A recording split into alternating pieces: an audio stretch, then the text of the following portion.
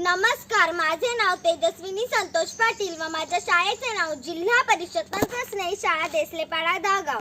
मी इयत्ता 4थीत शिकत आहे। आज 3 जानेवारी क्रांतीज्योती सावित्रीबाई फुले यांचा जन्मदिवस बालिका दिन म्हणून मोठ्या उत्साहाने साजरा होतो। अनेक संकटे झेलून अनेक अपमानांना पचवून देखील स्त्री शिक्षणासाठी ठामपणे उभ्या राहणाऱ्या सावित्रीबाई फुले यांना त्रिवार अभिवादन करून त्यांच्या विचारांचा जागर करण्यासाठी काही ओळी बोलू इच्छिते। हजारो संकटांना मातीत गाडून बळ देते लेकराला आईची ममता। हजारो संकटांना मातीत गाडून बळ देते लेकराला आईची ममता। वाद दिव्याची छोटीशी देखील अंधार भेदण्याची ठेवते क्षमता। वाद दिव्याची छोटीशी देखील अंधार भेदण्याची ठेवते क्षमता। माता सावित्रीच्या त्यागानेच नांदते आज चौहीकडे शिक्षणात समता।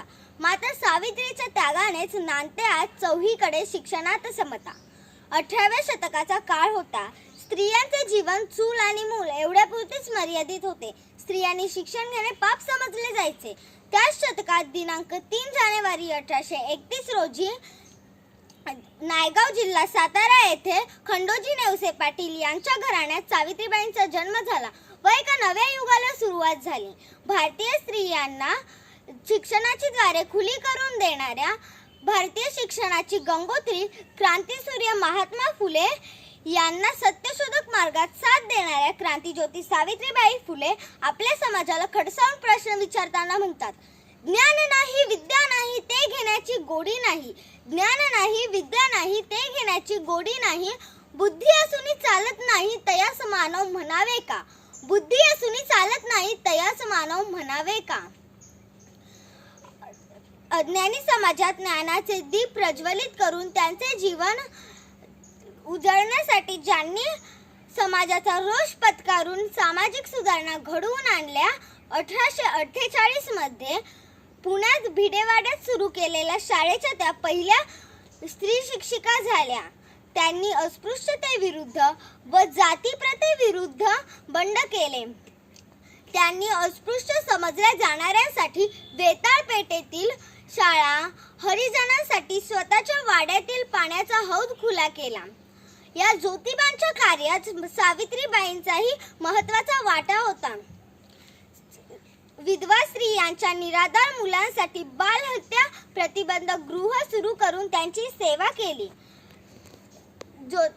व अनाथ मुली यशवंताला दत्तक घेतले।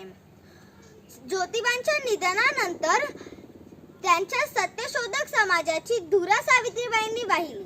सावित्रीबाईंची कार्यनिष्ठा व नीतिधैर्याला तोडच नाही म्हणूनच म्हणावेसे वाटते, सावित्रीच्या लेकी आम्ही हा वसा घेऊ। सावित्रीच्या लेकी आम्ही हा वसा घेऊ। शिक्षणाचे व्रत घेऊन घरोघरी जाऊ। शिक्षणाचे व्रत घेऊन घरोघरी जाऊ। सावित्रीची स्वप्न आम्ही मिळून पूर्ण करू। सावित्रीची स्वप्न आम्ही मिळून पूर्ण करू। सत्य सुंदर मांगल्याचा ध्वज उंच उभारू। सत्य सुंदर मांगल्याचा ध्वज उंच उभारू। परंतु आजचा काळ बदलला, वेळ बदलली, पण लोकांच्या मनातली मानसिकता बदलली नाही। म्हणूनच अजूनही म्हणावे लागते, बेटी बचाओ बेटी पढाओ। सावित्रीबाई स्वतः शिकल्या व त्यांनी मुलींनाही शिकवले। आज बस कंडक्टर, वैमानिक, मोटरमन, भारतीय लष्करापासून राष्ट्रपती पंतप्रधान पदापर्यंत स्त्रियांनी आपले वर्चस्व गाजवले आहे। पण आज स्त्रिया शिक्षित होऊ शकल्या ते फक्त सावित्रीबाईंमुळेच।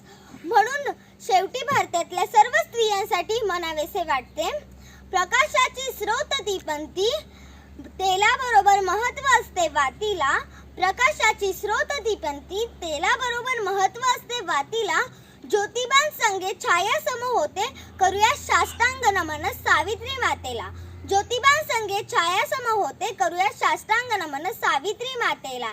एवढं बोलून मी माझे मनोगत संपवते। धन्यवाद।